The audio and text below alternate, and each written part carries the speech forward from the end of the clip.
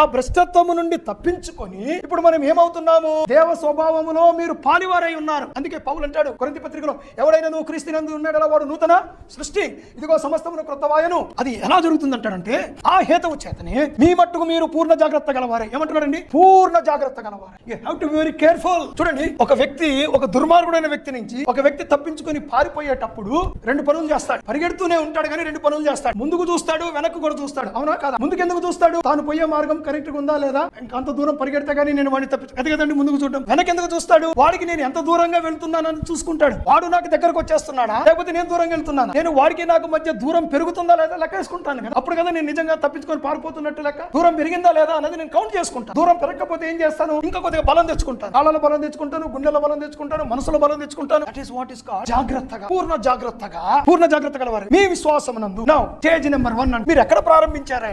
ముందు విశ్వాసంతో ప్రారంభించారు.